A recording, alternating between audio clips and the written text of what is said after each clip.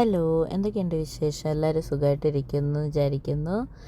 ഞാനിവിടെ സുഖമായിട്ടിരിക്കുന്നു. അപ്പം ഞങ്ങൾ കുറച്ചായിട്ട് ഇങ്ങനെ ഒരു ഔട്ടിങ് പോകണമെന്ന് വിചാരിച്ചുകൊണ്ടിരിക്കുമായിരുന്നു. അപ്പം ഞാനും ആരതിയും കൂടിയിട്ടുള്ളൊരു ഔട്ടിങ്ങിൻ്റെ വിശേഷങ്ങളൊക്കെ പറയാമെന്ന് വെച്ചിട്ടാണ് ഞാൻ ഈ വ്ളോഗ് എടുത്ത് തുടങ്ങിയത്. അപ്പം ഞാൻ പകുതിക്കെന്നാണ് ശരിക്കും വ്ളോഗ് എടുത്ത് തുടങ്ങി. ഞാൻ ചെയ്യണമെന്ന് വിചാരിച്ചില്ല.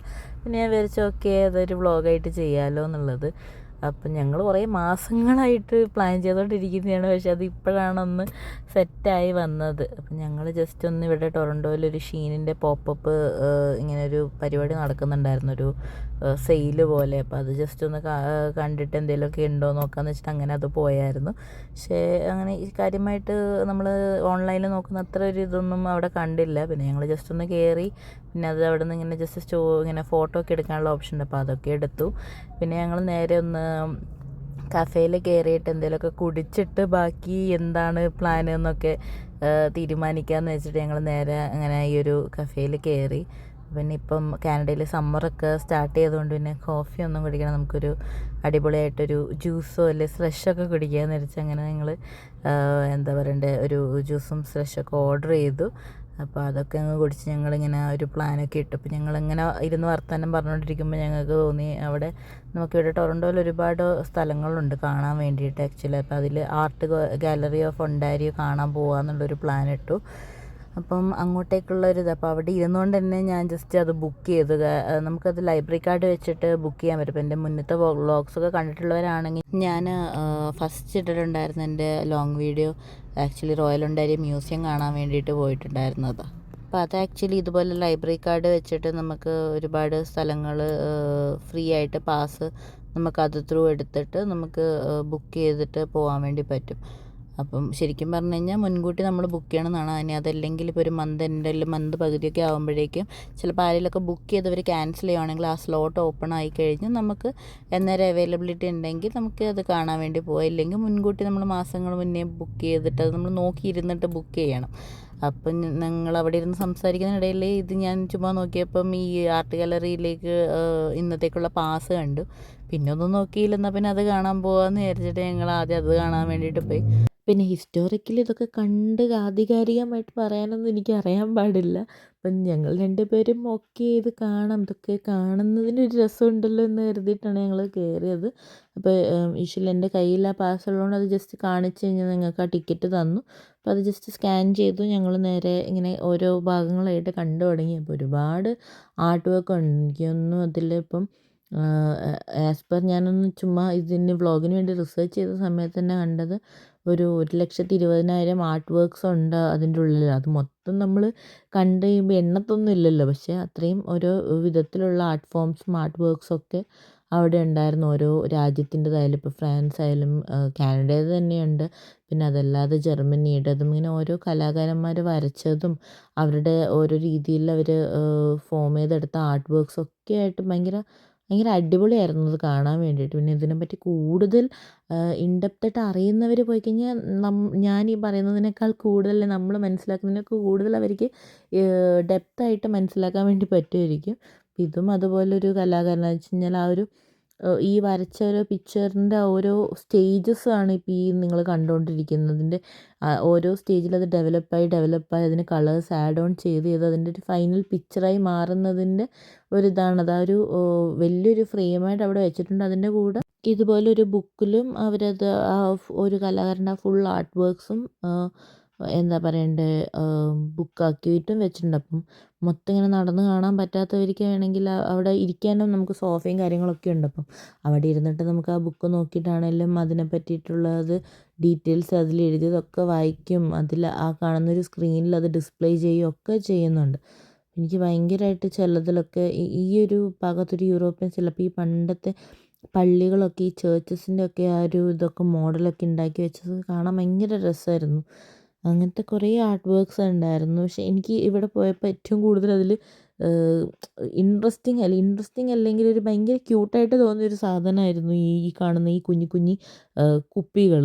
അപ്പോൾ ഇത് ശരിക്കും കുഞ്ഞു ബോട്ടിൽസ് ആണെന്ന് അവിടെ എഴുതി വെച്ചപ്പോഴാണ് എനിക്ക് മനസ്സിലായത്. ശരിക്കും ഓപ്പൺ ചെയ്യുന്നത് പണ്ടത്തെ ചൈനയിൽ യൂസ് ചെയ്തിട്ടുണ്ടായിരുന്നൊരു ബോട്ടിലാണത്.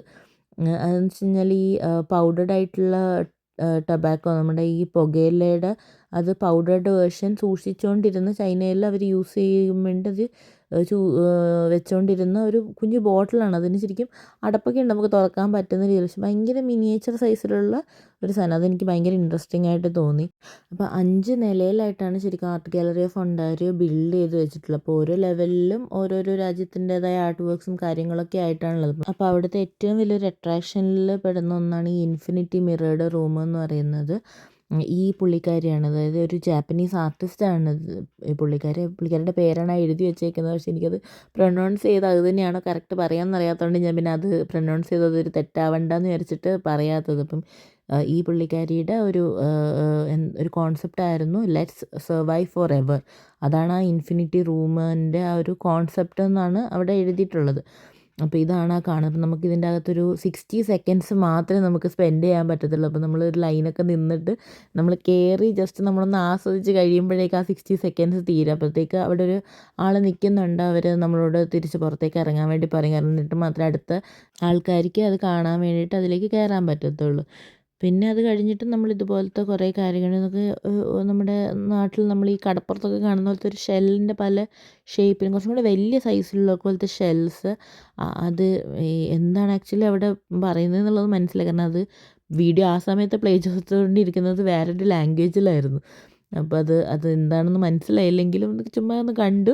പിന്നെ ഇതുപോലത്തെ വലിയ വലിയ സ്കൾപ്ചേഴ്സൊക്കെ ആയിട്ട് സാധനങ്ങളുണ്ട്. ഇതൊക്കെ നേരിട്ട് കണ്ടപ്പോൾ എനിക്ക് ഭയങ്കര കൗതുകമായിരുന്നു. പക്ഷെ അത് അത്രയും അങ്ങനെ ആർട്ട് വർക്കായിട്ട് ചെയ്തെടുക്കുക എന്ന് പറയുന്നത് ഒരു നിസ്സാര കാര്യമൊന്നുമില്ല. അതും വർഷങ്ങൾ മുന്നേ പണ്ട് ചെയ്ത് വെച്ചതാണ് ഇന്ന് നമ്മൾ ഇതുപോലത്തെ മ്യൂസിയത്തിലൊക്കെ പോയിട്ട് കാണുന്നത്, ആ ഒരു ആർട്ട് വർക്കൊക്കെ. അപ്പോൾ അതൊക്കെ ഭയങ്കര ഇൻട്രസ്റ്റിംഗ് ആയിരുന്നു. പിന്നെ ഇത് ഈ പറഞ്ഞതുപോലെ ഹിസ്റ്ററി ആയിട്ട് കൂടുതൽ എന്താണെന്നുള്ളത് അറിയാത്തത് കൊണ്ട് പിന്നെ എനിക്ക് തോന്നുന്നു അവിടെ ഗൈഡും കാര്യങ്ങളൊക്കെ ഉണ്ടായിരുന്നു. നമ്മളതൊന്നും അപ്രോച്ച് ചെയ്തിട്ടില്ല. ചിലപ്പോൾ അതിൻ്റെ കൊണ്ടായിരിക്കാം. പിന്നെ അതേപോലെ ഈ ഒരു എക്സിബിഷൻ ഇപ്പോൾ ഈ രൺബീർ സിന്ധു നോ ലിമിറ്റ്സ് എന്ന് പറഞ്ഞിട്ടുള്ള ഈ ഒരു എക്സിബിഷനും അതും ഭയങ്കര എനിക്ക് മൈൻഡ് ബ്ലോയിങ് ആയിട്ട് തോന്നി. കാരണം ഇപ്പോൾ ഈ കണ്ടുകൊണ്ടിരിക്കുന്ന എത്രത്തോളം വീഡിയോയിൽ എത്രത്തോളം ക്ലാരിറ്റി, കാരണം അതിനൊക്കെ ഒരു ഭയങ്കരമായ തിളക്കമുണ്ട്. കാരണം അതൊരു ഈ ബ്ലാക്കായിട്ട് ഷെയ്ഡ് അടിച്ചിട്ടുള്ള റൂമിൽ നമ്മൾ കയറുമ്പോൾ തന്നെ ആ ഒരു സിൽവറിൻ്റെ ആ ഒരു കളറിൻ്റെ ആ ഒരു തിളക്കം ഉണ്ടാവില്ല. അപ്പം നമ്മൾ വിചാരിക്കും അത് ഭയങ്കര സിൽവറാണ്. അപ്പം അത് ചെയ്തേക്കുന്നത് ശരിക്കും സ്റ്റീൽ വെച്ചിട്ടാണ്. ഈ കാണുന്നതൊക്കെ സ്റ്റീൽ വെച്ചിട്ട് ചെയ്തേക്കുന്നതാണ്. അപ്പോൾ നേരത്തെ ആദ്യം കണ്ട ആ ഒരു ഐറ്റം അത് ശരിക്കും അതിൻ്റെ അടിയിൽ മാർബിളൊക്കെ വെച്ച് ചെയ്തിട്ടും, അപ്പോൾ ഇത് ആസ്ട്രോയിഡ് എന്നുള്ള അതിൻ്റെ ഒരു കോൺസെപ്റ്റിൽ ചെയ്തേക്കുന്നത്. നമ്മൾ ഔട്ടർ സ്പേസിൽ നിന്ന് കാണുന്നില്ല. അപ്പോൾ അതിൻ്റെ ഒരു ആസ്ട്രോയിഡിൻ്റെ മുകളിൽ സ്റ്റീൽ വെച്ച് ചെയ്തേക്കുന്നതാണ്. പിന്നെ ഈ കാണുന്നതൊക്കെ ഈ നമ്മുടെ പഞ്ചാബ് സിഖ് ആ ഒരു കൾച്ചറിലൊക്കെയുള്ള ഈ ഗുരുദ്വാർ അങ്ങനെ തന്നെ പറയാമെന്ന് വിചാരിക്കുന്നു. അപ്പം അതിൻ്റെയൊക്കെ ഒരു ഇൻസ്പിറേഷനിൽ ഈ പറയുന്ന ആർട്ടിസ്റ്റ് രൺബീർ എന്ന് പറയുന്ന ആർട്ടിസ്റ്റ് ചെയ്തേക്കുന്ന ആർട്ട് വർക്കാണ് ഇതൊക്കെ. അപ്പോൾ അത് ഒരു ഇന്ത്യൻ ടച്ചൊക്കെ നമ്മൾ ഈ ഒരു കാനഡയിൽ കാണുമെന്ന് പറയുന്നതും ഒരു രസമാണ് എനിക്കൊന്നു. അതും ഒരു ഭയങ്കര അപ്പോൾ ആ പുള്ളി ചെയ്തുകൊണ്ടിരിക്കുന്ന വർക്കിനെ പറ്റിയുള്ളൊരു ഡോക്യുമെൻ്ററി വീഡിയോ അവിടെ പ്ലേ ചെയ്യുന്നുണ്ടായിരുന്നു. അപ്പോൾ അത് കണ്ടപ്പോഴാണ് മനസ്സിലായത് ഇതുപോലത്തെ ഇൻസ്പിറേഷൻസൊക്കെ ബേസ്ഡ് ആയിട്ടും അത് സ്റ്റീൽ കൊണ്ടാണ് ഉണ്ടാക്കിയതെന്നൊക്കെ ഉള്ളത്.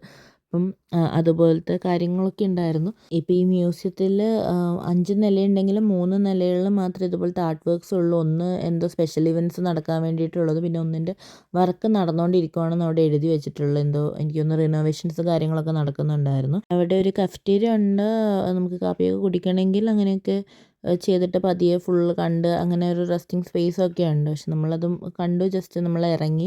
കാരണം ഞങ്ങളുടെ ഈ ഔട്ടിങ്ങിൻ്റെ മെയിൻ റീസൺ എന്ന് പറയുന്നത് ഈ നിങ്ങളിപ്പോൾ ഈ കണ്ടുകൊണ്ടിരിക്കുന്ന ഈ ക്രാബ് ഓയിലിൽ ഈ സീ ഫുഡ് പ്ലേറ്റർ കഴിക്കാൻ വേണ്ടിയിട്ടുള്ളതായിരുന്നു. അപ്പോൾ ഇത് കുറേ മാസമായി ഞങ്ങൾ പ്ലാൻ ചെയ്തുകൊണ്ടിരിക്കുമായിരുന്നു. അപ്പം ഞങ്ങളിതിലേക്ക് ഈ ഒരു ഇതിലേക്ക് എത്തിച്ചേരാനുള്ള മെയിൻ റീസൺ എന്ന് പറയുന്നത് ഞങ്ങളുടെ 2 പേരുടെ ഹസ്ബൻഡ്സിനും ഈ ഷെല്ലുള്ള ഫിഷസിൻ്റെ ഒരു അലർജി ഇഷ്യൂസ് ഉള്ളതുകൊണ്ട് അവർക്കത് ട്രൈ ചെയ്യാൻ പറ്റത്തില്ല. അപ്പോൾ സ്വാഭാവികമായിട്ടും പിന്നെ കപ്പിളായിട്ട് പോയിട്ട് നമുക്ക് ട്രൈ ചെയ്യാനുള്ള ഓപ്ഷൻ ഇല്ല. അപ്പം നമ്മൾ വിചാരിച്ചു എന്നാൽ നമുക്ക് പോയിട്ട് ട്രൈ ചെയ്യാമെന്നുള്ളത്. അപ്പോൾ അങ്ങനെയാണ് ശരി നമുക്ക് എന്നൊരു ദിവസം ഔട്ടിങ്ങിനായിട്ട് ഇറങ്ങിയിട്ട് നമുക്ക് പോയി ട്രൈ ചെയ്യാമെന്ന് വിചാരിച്ചപ്പം ഇതുപോലെ നമുക്ക് കയ്യിലിടാൻ ഗ്ലൗസും വേസ്റ്റ് ഇടാനുള്ളൊരു ബക്കറ്റ് പോലത്തെ ഒരു കുഞ്ഞു സാധനമൊക്കെ കൊണ്ടുവരും. കാരണം അതൊരു മിക്സ്ഡ് ബോയിലാണ് നമ്മൾ പറഞ്ഞേക്കുന്നത്.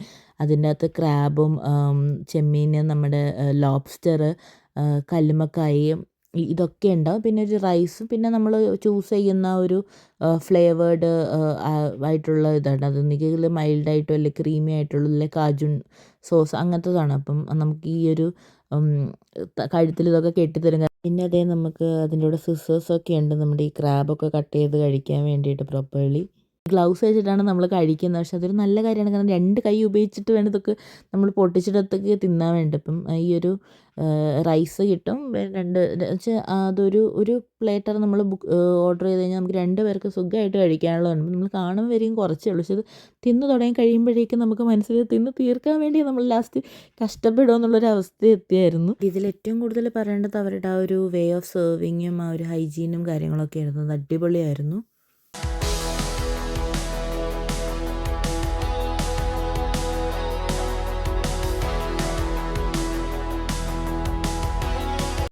അപ്പോൾ ഈ പറഞ്ഞ സംഭവം എന്തായാലും അടിപൊളിയായിരുന്നു. നല്ല ടേസ്റ്റ് ഉണ്ടായിരുന്നു. റൈസായാലും അതിൻ്റെ സോസായാലും സൂപ്പർബ് ടേസ്റ്റ് ആയിരുന്നു. ഞങ്ങൾ ഇനിയും ഒരിക്കൽ കൂടി പോയിട്ട് വേറൊരു ഫ്ലേവർ, കാരണം കുറേ ഫ്ലേവേഴ്സിലുണ്ട് അത് അവർ ചെയ്യുന്നത്. അപ്പം നെക്സ്റ്റ് ഫ്ലേവർ ട്രൈ ചെയ്യണം എന്നൊക്കെ ഉള്ളൊരു മൈൻഡിലാണ്.